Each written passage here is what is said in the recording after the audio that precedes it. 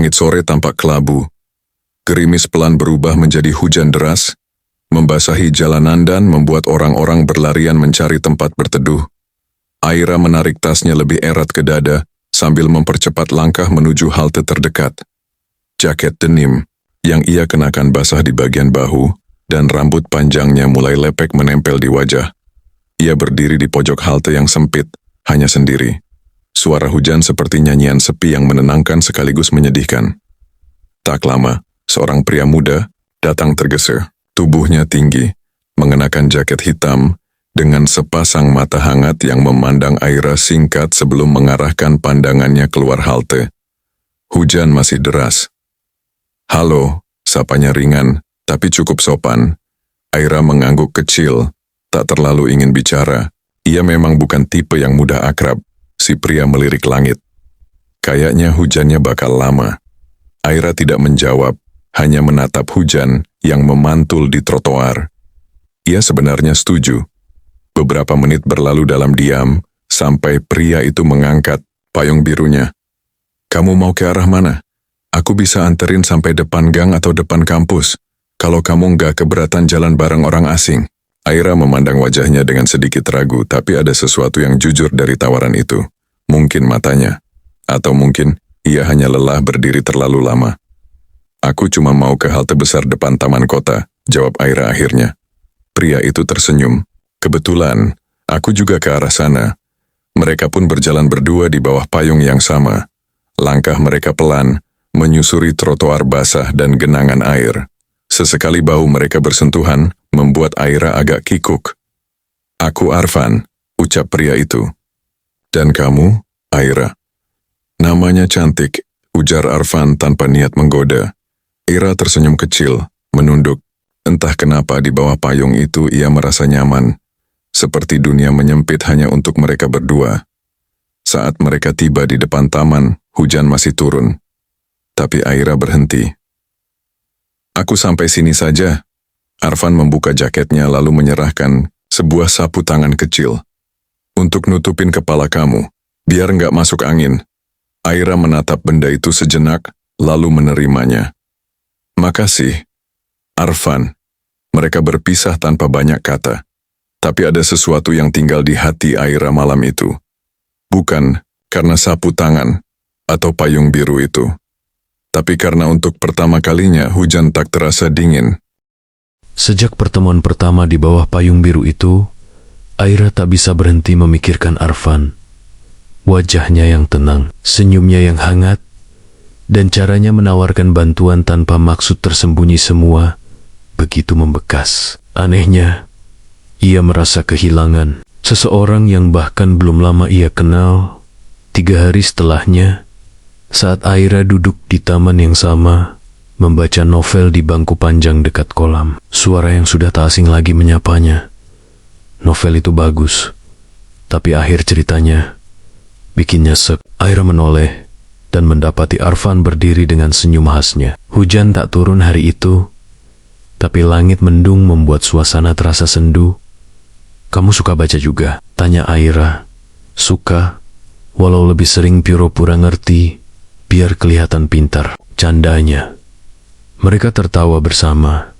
Sejak hari itu, pertemuan mereka menjadi lebih sering. Arfan mulai muncul di berbagai sudut kecil dalam hidup Aira, mengantar makanan saat Aira lembur di kampus, menemani jalan pulang ketika langit mulai gelap, hingga duduk berdua di kafe kecil sambil mendengarkan musik favorit masing-masing.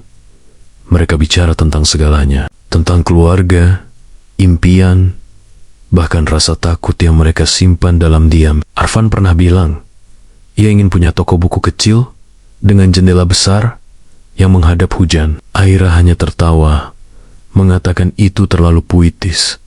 Tapi di dalam hati, ia jatuh semakin dalam. Suatu malam, hujan turun deras. Aira baru saja menyelesaikan praktikum dan bergegas ke halte. Payung kecilnya tertinggal. Saat ia sedang kebasahan menunggu ojek yang tak kunjung datang, tiba-tiba payung biru terbuka di atas kepalanya. "Aku tahu, kamu lupa payung." Arfan berdiri di sampingnya. Nafasnya sedikit terengah. Aku nekat nyusul kamu ke kampus. Era terdiam. Bibirnya bergetar. Bukan karena dingin, tapi karena hatinya penuh. Arfan menggenggam tangannya. Hangat dan mantap. Kalau kamu mau, aku mau jadi orang yang selalu ada saat hujan turun. Bukan cuma bawa payung, tapi juga bawa hati yang gak akan pergi. Aira menatap matanya di bawah derasnya hujan. Perlahan, aku juga gak mau sendiri lagi. Malam itu, mereka resmi menjadi kekasih. Hujan menjadi saksi, dan payung biru itu menjadi simbol awal segalanya. Hubungan Aira dan Arfan berjalan manis selama beberapa bulan. Mereka mulai terbiasa berbagi hari-hari kecil. Sarapan di warung langganan, saling kirim pesan sederhana seperti jangan lupa makan siang, ya, atau hari ini hujan, bawa payung.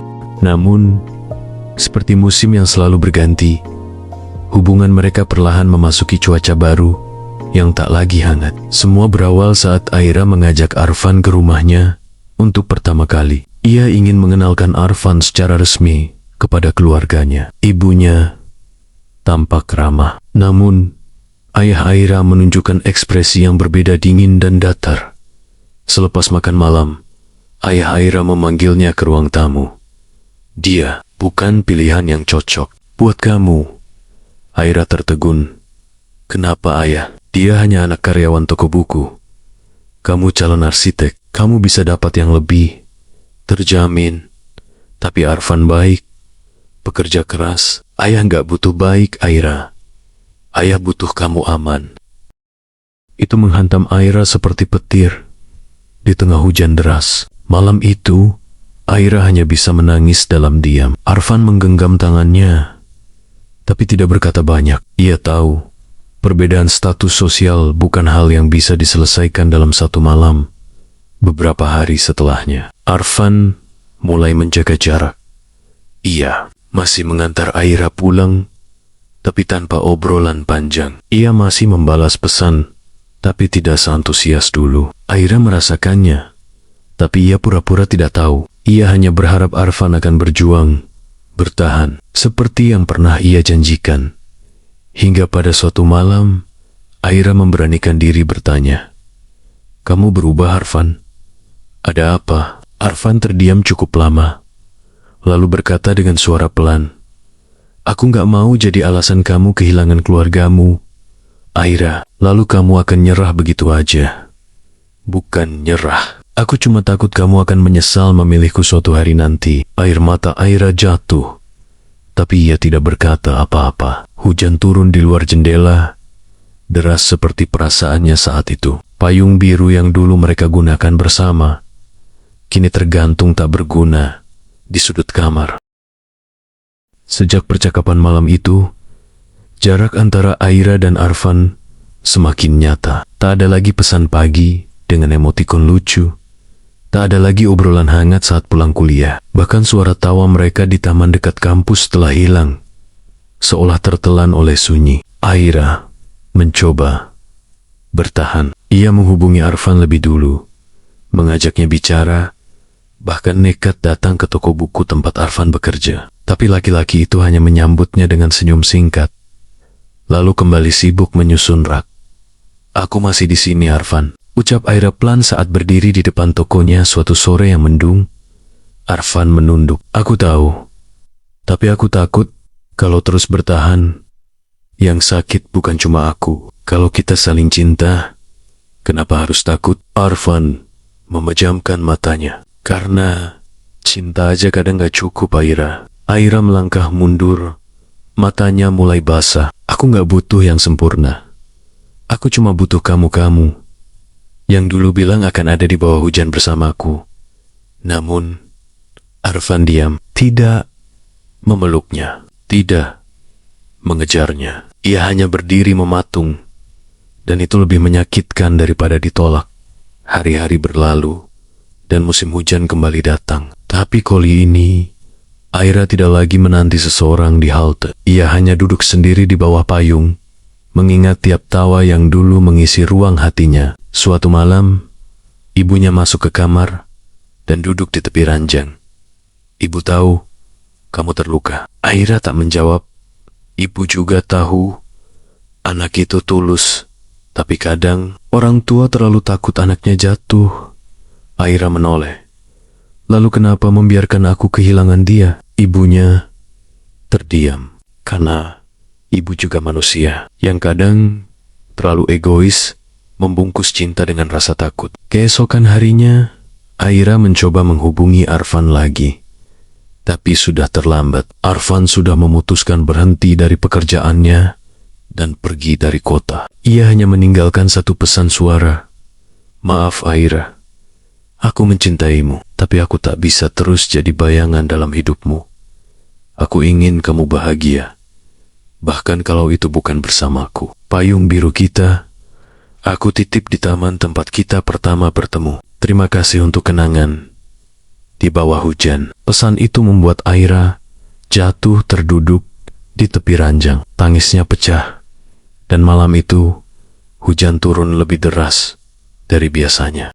Hujan sore itu turun begitu deras, seperti memaksa langit untuk ikut merasakan apa yang Aira simpan selama ini, kerinduan, kemarahan, kehilangan. Di tangan Aira tergenggam erat payung biru yang dulu Arfan tinggalkan. Ia berdiri di taman kenangan. Mereka menggigil bukan karena dingin, tapi karena luka yang tak pernah benar-benar sembuh. Aku lelah, gumamnya, lirih, nyaris tenggelam oleh suara hujan. Aku sudah mencoba kuat tanpa kamu, Van. Tapi nyatanya tetap kamu yang ada di tiap langkahku. Tiba-tiba, dari kejauhan, langkah kaki seseorang terdengar menghampiri. Aira mendongak, dan di balik kabut hujan, sosok itu muncul. Baju basah kuyup, rambut meneteskan air, tapi sorot matanya tak pernah berubah. Arfan, aku gak tahan lagi, katanya dengan napas berat. Setiap kali hujan turun, rasanya seperti ada yang mengoyak dadaku. Aira terpaku, tangannya bergetar. Aku pergi bukan karena aku gak cinta, tapi karena aku takut aku cuma akan jadi beban. Lalu kenapa sekarang kembali? Suara Aira hampir putus. Arfan maju beberapa langkah. Karena aku sadar, kehilangan kamu jauh lebih menyakitkan daripada apapun yang pernah aku takutkan. Tapi tubuh mereka kini hanya berjarak satu langkah. Kalau kamu masih mau, aku ingin memulai lagi. Meski hujan tak selalu ramah, aku mau berdiri bersamamu, basah bersama. Aira menatap matanya, lalu pelan-pelan menyerahkan payung biru itu. Payung ini memang milik kita, tapi tempat yang paling aman buatku tetap di sampingmu, Van. Dan untuk pertama kalinya setelah sekian lama, payung itu kembali menaungi dua hati yang pernah patah tapi tak pernah benar-benar berpisah. Payung biru itu kembali menaungi dua hati yang pernah terpisah. Tapi kenyataan tidak semudah romansa di bawah hujan. Hari-hari setelah pertemuan itu justru menghadirkan ujian yang jauh lebih besar. Restu orang tua Aira. Kamu serius? Masih dekat dengan Arfan? Tanya ayahnya, suara dingin. Aira mengangguk pelan. Aku mencintainya. Ya, ayahnya menghela napas panjang. Dia baik. Tapi kamu tahu, dari awal, kami gak menyetujui hubungan ini. Bukan karena dia buruk, tapi karena kami ingin kamu bersama seseorang yang sudah siap dalam segala hal ekonomi, masa depan, stabilitas. Aira tercium. Kalimat itu menampar hatinya, sekaligus membuka luka lama yang selama ini ia bungkam. Tapi ya, aku juga tahu, hidup ini bukan soal angka dan status. Aku butuh seseorang yang bisa merangkulku dalam susah, bukan hanya saat senang. Dan itu Arfan. Arfan pun tahu akan hal itu. Ia berdiri di luar pagar rumah Aira malam itu, diguyur gerimis yang menusuk. Ia tahu sejak kembali Waktunya tidak akan lama jika restu tak didapat. Ia berdiri menatap langit, hatinya sesak. Jika aku harus pergi lagi demi kebahagiaan Aira, aku akan pergi, bisiknya, mata basah. Tapi tolong, biarkan dia tahu. Aku pulang bukan untuk menghancurkan, aku pulang untuk memperbaiki. Esoknya, Arfan memberanikan diri menemui orang tua Aira. Ia berdiri dengan tegap, mengenakan pakaian rapi, dengan nada yang tenang, namun penuh perasaan. Saya tahu, saya bukan pria sempurna, tapi saya mencintai Aira dengan cara paling sederhana. Saya ingin membangun hidup bersamanya, bukan sekadar jadi bagian dari masa lalunya. Ayah Aira menatapnya lama, hening, lalu berkata, "Kami bukan tak suka kamu, Arfan, tapi kami takut kamu kembali hanya karena emosi, bukan karena kesiapan." Arfan menjawab, "Kalau saya belum siap, saya nggak akan berani berdiri di sini. Saya pulang bukan untuk janji kosong. Saya pulang karena saya sudah memilih. Aira adalah rumah saya." Malam itu, Aira dan Arfan duduk berdua di taman yang dulu pernah menjadi saksi awal kisah mereka. Tak banyak kata, hanya genggaman tangan yang hangat di antara dinginnya angin dan suara gerimis yang kembali turun perlahan. "Kalau tak ada restu, kamu masih tetap bertahan?" tanya Aira. Mata menatap langit. Arfan mengangguk. "Aku akan berjuang, Ra. Karena kamu bukan sekadar seseorang dari masa laluku. Kamu adalah alasan kenapa aku pulang." Dan hujan turun semakin deras, bukan sebagai perpisahan, tapi sebagai penanda cinta mereka sedang diuji untuk terakhir kalinya. 1 minggu berlalu sejak pertemuan Arfan dengan orang tua Aira. Hujan turun hampir setiap sore, seolah langit tak ingin kehilangan perannya dalam kisah dua insan yang sedang diuji. Aira mulai diam. Ia tak tahu apakah perjuangannya akan bermuara pada restu atau justru luka kedua yang lebih dalam.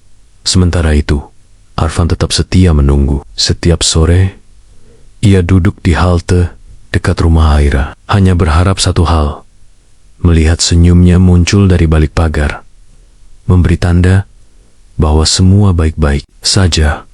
Namun, hari itu berbeda. Hujan tidak turun seperti biasa.